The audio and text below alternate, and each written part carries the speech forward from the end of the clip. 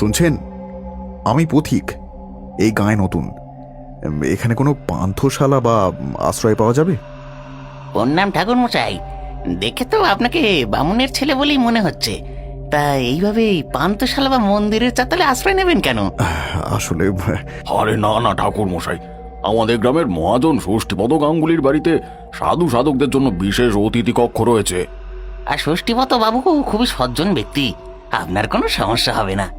কিন্তু এইভাবে কারোর বাড়িতে আশ্রয় নেওয়াটা উচিত হবে কি? আরে ঠাকুর মশাই, আপনি নির্দ্বিধায় যান। উনি সাধু সন্ন্যাসীদের বড় শ্রদ্ধা করেন। গ্রামবাসীদের পরামর্শ শুনে তারানাথ আর কিছু না ভেবে ষষ্ঠীপদ গাঙ্গুলির দাওয়ায় গিয়ে হাজির হল। বাড়ির চাকর রাম তারানাথের লাল বসন আর সৌমাকান্তি চেহারা দেখে সম্ভ্রম করলেও একটু কৌতূহলী হয়ে জিজ্ঞেস করল, আপনারা তো ঠিক চিনতে পারলাম না, আপনি? আমি তারানাথ, তারানাথ চক্রবর্তী। আমি একজন পথিক। গ্রামের লোকেরা বলল এখানে এক রাতের আশ্রয় পাওয়া যাবে, তাই এসেছিলাম। ও বামুন ঠাকুর যে, আসুন ঠাকুর মশাই, আসুন আসুন, নিশ্চয়ই আশ্রয় পাওয়া যাবে। আসলে কর্তা বাবু একটু ব্যস্ত আছেন, বুঝলেন কিনা? আপনি আমার সঙ্গে আসুন। বামুন ঠাকুরের পায়ে ধুলো পড়লো, কি সৌভাগ্য আমার। ধন্যবাদ, অনেক ধন্যবাদ। কিন্তু তোমাকে এত ব্যস্ত হতে হবে না, যত সামান্য ব্যবস্থা হলেই আমার চলবে। হলো অতিথি কক্ষ, বুঝলেন? আপনি এইটা বিশ্রাম করুন ঠাকুর মশাই, আমি আপনার খাবারের ব্যবস্থা করি। না না, আচ্ছা তোমার নামটা কি? আমার নাম রাম ঠাকুর মশাই। ও রাম, আমার খাবার লাগবে না, সঙ্গে চিংড়ে মুড়ি আছে, আমার দিব্যি হয়ে যাবে। কি কথা বলছেন ঠাকুর মশাই? আপনি বামুন মানুষ, আপনি খাবার না গ্রহণ করলে যে কর্তাবাবুর অকল্যাণ হবে। আপনি বিশ্রাম করুন না, আমি আসছি। কর্তাবাবু, আপনি এসে পড়েছেন? হ্যাঁ, এই রাম, ওই ঘরটা খোলা কেন রে?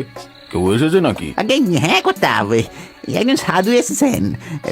আসলে রাতের জন্য উনি আশ্রয় খুঁজছিলেন একটু। কে? ও আশ্রয় খুঁজলো আর তুই আশ্রয় দিয়ে দিলি? ওরে বুড়বাক, বলি তোর কি কোনো কাণ্ড জ্ঞান নেই? অত বড় কাণ্ড ঘটে গেল আর তারপরেও তুই বিদায় কর, এক্ষুনি বিদায় কর। কর্তাবাবু, দয়া করে একটু আস্তে কথা বলুন। ঠাকুর মশাই ঘরে রয়েছেন, শুনতে পেলে সর্বনাশ হবে। সর্বনাশ যা হবার হয়ে গেছে রাম। আর আর তাই ওই সাধুতান্ত্রিকদেরকে আমি সহ্য করতে পারি না। তুই এক্ষুনি ওকে বিদায় কর। কর্তা, আমি আপনার কাছে হাত জোর করছি, এমন অনুরোধ করবেন না। উনি আর ৫টা সাধুর মতো নয়, সত্যি বলছি। দেখ রাম, আমি এমনিতেই খুব অশান্তিতে আছি। এই পরোপকার করতে গিয়ে অনেক বড় মাসুল চুকিয়েছি আমি আর পাচ্ছি না। কিন্তু অতিথিকে আশ্রয় দিয়ে এইভাবে তাড়িয়ে দিলে তো গৃহস্থের অকল্যাণ হবে। অকল্যাণ হতে আর বাকি বাকি আছে রাম। যাই হোক, যখন আশ্রয় দিয়েছিস তখন ঠিক আছে, আজকে রাতটা থাক।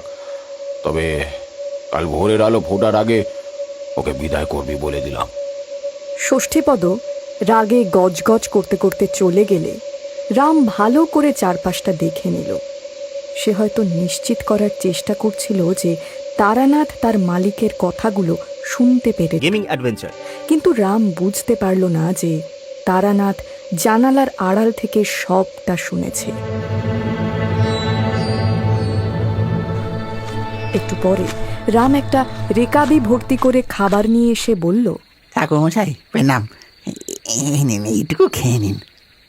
না রাম, তুমি ওই খাবার নিয়ে যাও, আমি কিচ্ছু খাবো না।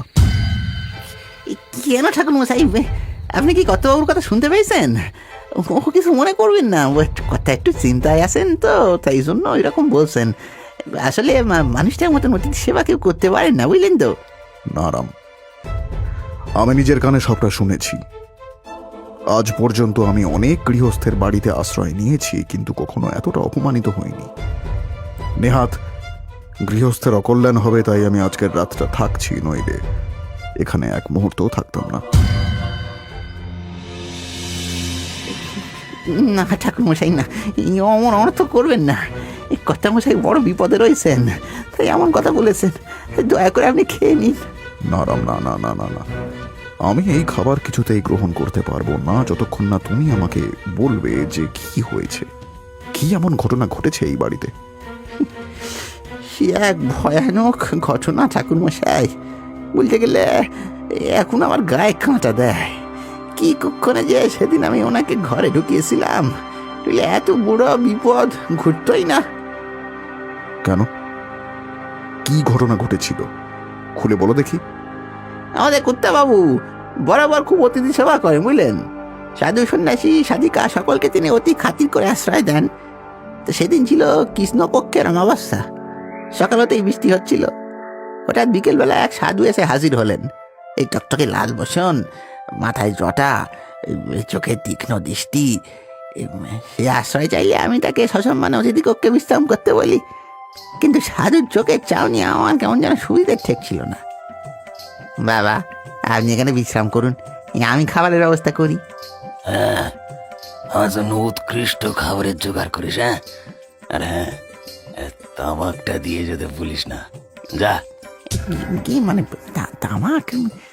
এই বাড়িতে তো কেউ নেশা টেশা করে না, বুঝলেন তো। মানে সেটা তো আমার জানার বিষয় নয়। আমাকে যখন এখানে থাকতে আগ্রহ করেছিস, তখন আমার জন্য সব রকম জিনিসের আয়োজন তোদের করতে হবে। যা যা, যেখান থেকে হোক নিয়ে আয়। রাম, এই নে, এই গামছার কাপড়গুলো ঘরে রেখে দে তো। এই তুমি কেন আসতে গেলে বৌমনি? আমি নিয়ে আসতাম।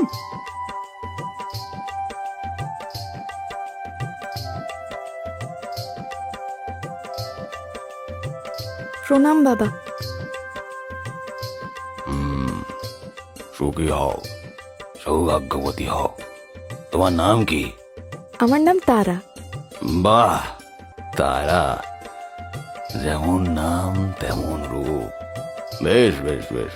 তারা হেসে চলে যেতেই রাম সাধুর দিকে তাকাতেই চমকে উঠল। দেখল সাধু তারার দিকে এক দৃষ্টিতে তাকিয়ে রয়েছে, আর সেই দৃষ্টিতে রয়েছে লালসা আর লোভ। তারা চলে যেতেই সাধু সেইভাবেই তাকিয়ে বলল, এটাকে গিন্নি বুঝি? আগে না করতে বাবুর বৌমা উনি, আমাদের বৌমনি। কেন বলেন তো? না, এমনি। তুই যা, তামাক নিয়ে আয়।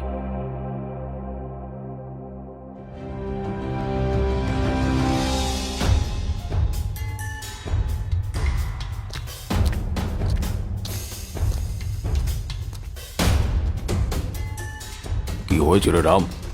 মুখটা মন হাড়ির মতন করে আছিস কেন? কি হয়েছে কি? কথা, উনি একদিন ধরে এই বাড়িতে এত সাধু সন্ন্যাসী আসে, তাদের সকলকেই আমি আপ্যায়ন করি, কিন্তু এমন লোক কখনো দেখিনি বাবু। ও, এই ব্যাপার। ও কিছু না, সাধু সন্ন্যাসীরা একটু খ্যাপাটে হয়। তুই দেখিস যেন ওনার আতিথ্যে কোনো ত্রুটি যেন না হয়। না করতাম, লোকটা ভারী অদ্ভুত, কেমন একটা চোখের সাউনি।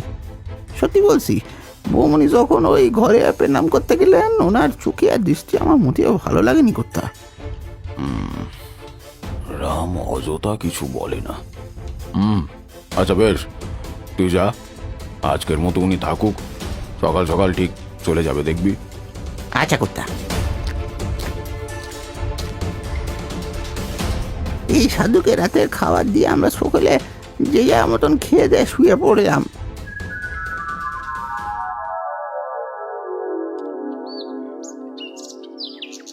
সকাল সকাল ঘুম থেকে উঠে দেখি সেই সাধু তখনও যায়নি।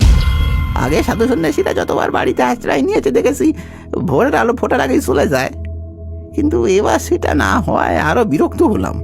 কুত্তাবাবুকে জানাতে তিনি বললেন, আরে হয়তো ওনার এখনো আরো দিন দুয়েক সেবা নেওয়ার ইচ্ছা হয়েছে, হতেই তো পারে। না না না কুত্তা, আমার ভালো লাগছে না, আপনি একবার গিয়ে দেখবেন, চলুন।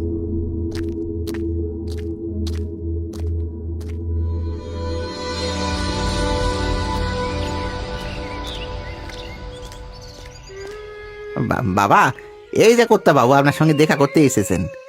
প্রণাম বাবা, আমি ষষ্ঠীপদ। অপরাধ নেবেন না। আজ অবধি অনেক সাধু সন্ন্যাসী আমার গৃহে সেবা করেছেন, কিন্তু তাদের কারোর বসন এমন রক্তাভ বর্ণের দেখিনি। তোমাকে দেখে খুশি হলাম ষষ্ঠীপদ। তোমার প্রশ্নটির উত্তর হলো, তারা সকলে সাধু সন্ন্যাসী, আর আমি হলাম তান্ত্রিক। আমি তন্ত্র সাধনা করি। আর তান্ত্রিকের বসন লালই হয়। আচ্ছা বাবা, আপনার আতিথ্যে কোনো ত্রুটি হয়নি তো? না ষষ্ঠীপদ, তবে তুমি না এলে হয়তো আমি তোমার সাথে দেখা করতে আগ্রহী হতাম, কারণ তোমার সাথে একটি বিশেষ প্রয়োজন রয়েছে। বিশেষ প্রয়োজন? কি বাবা, বলুন। আমি তোমার কাছে একটা জিনিস চাইব, আশা করি তুমি আমাকে হতাশ করবে না। যদি আমার সামর্থ্যের মধ্যে থাকে আমি নিশ্চয়ই দেওয়ার চেষ্টা করব বাবা। এটা তোমার সামর্থ্যের মধ্যেই রয়েছে। তোমার বৌমাটিকে আমি ভৈরবী বানানোর জন্য নিয়ে যেতে চাই ষষ্ঠীপদ। আশা করি এতে তোমার কোনো আপত্তি নেই। চুপ, একদম চুপ, ভণ্ডতান্ত্রিক। ষষ্ঠীপদ, তুই চিনিস না আমি কে, আমি কি করতে পারি। তোর বৌমাকে আমার কাছে দিলে তার জীবন সূত্রে যেত। ও সংসার করার জন্য জন্মায়নি রে ষষ্ঠীপদ। চুপ কর তান্ত্রিক, ওই মেয়ে আমার পুত্রবধূ নয়, ও আমার মেয়ে। ছেলে মরার পর থেকে ওই আমাদের আগলে রেখেছে সকলকে, তাই বেঁচে থাকতে আমি ওর কোনো অনিষ্ট হতে দেব না। রাখতে পারবি না, তুই ওই মেয়েকে রাখতে পারবি না ষষ্ঠী। আমি তোকে ভালোভাবে বলেছিলাম, তুই ভালো মনে ওকে দান করলে শুধু ওই মেয়ে নয়, তোর পুরো গোষ্ঠী উদ্ধার হতো। কিন্তু না, তুই করলি না। তান্ত্রিক, তুই বেরিয়ে যা, এক্ষুনি চোখের সামনে থেকে বেরিয়ে যা। নইলে যদি লাঠিয়াল দিয়ে মেরে তোকে বাড়ি থেকে বের করি, সেটা তোর জন্য সম্মানের হবে না, আর আমার জন্য না। রাম, ওকে দূর করে দে। ষষ্ঠী, এই অপমানের প্রতিশোধ আমি নেব ষষ্ঠী। ওই মেয়েকে তুই রাখতে পারবি না, কখনো না। তোর সর্বনাশ হবে, সর্বনাশ। ওই ঘটনার পর থেকে এই বাড়িতে নানান ধরনের ঘটনা ঘটতে শুরু করে। কখনো গোয়ালের গরুর মৃত্যু, কখনো ফলন্ত গাছ ভেঙে পড়া। যদিও কর্তাবাবু এসবে একটুও ভয় পাননি, বরং তিনি বৌমণিকে আরও আগলে আগলে রাখতেন। তো সেদিন গৃহ শান্তির জন্য কর্তাবাবু গিন্নিমা বৌমণিকে নিয়ে দূর গ্রামে এক মা কালী মন্দিরে পুজো দেওয়ার জন্য যাচ্ছিলেন। আমরা সঙ্গেই ছিলাম। গরুর গাড়ি যখন মাঠঘাট নদী নালা পেরিয়ে এক খোলা প্রান্তরে পড়লো, বাবা রে, ঈশান কোণে কেমন মেঘ উঠেছে, মনে হয় ঝড় বৃষ্টি হবে। এই শীতের সময় ঝড় বৃষ্টি, একটু অবাক লাগছে না? তার উপরে এই ফাঁকা প্রান্তর, যদি ঝড় ওঠে আমরা কোথায় গিয়ে দাঁড়াবো বলুন তো? আরে তোমরা অত চিন্তা করো না। কিন্তু কর্তাবাবুর কথা সত্যি হলো না। কিছুক্ষণের মধ্যে ওই মেঘগুলো যেন দৈত্যের মতো এগিয়ে এসে আমাদেরকে ঘিরে ধরলো। সঙ্গে শুরু হলো তুমুল ঝড়। গরুর গাড়ি উল্টে গেল। ধুলোর ঝড়ে চারদিক তখন ঝাপসা। ওগো, ওগো তুমি কোথায়? বৌমা, বৌমা, কাউকেই তো দেখতে পাচ্ছি না। কথা গিন্নিমা, প্রচন্ড ঝড় শুরু হয়েছে। ও বাবা রে! এ মা কালী, এ কি পরীক্ষা তোমার মা? ও কি ঝড়! এই ঈশ্বর, প্রাণে বাঁচবো ভাবিনি, কিন্তু কিন্তু বাকিরা গেল কোথায়? গিন্নি, বৌমা, রাম। কর্তাবাবু, আমি এখানে এখানে। কর্তাবাবু, আপনি ঠিক আছেন তো? গিন্নিমা, বৌমণি? আমি আমি ঠিক আছি রাম, কিন্তু ওরা কোথায়? আমি আমি এখানে।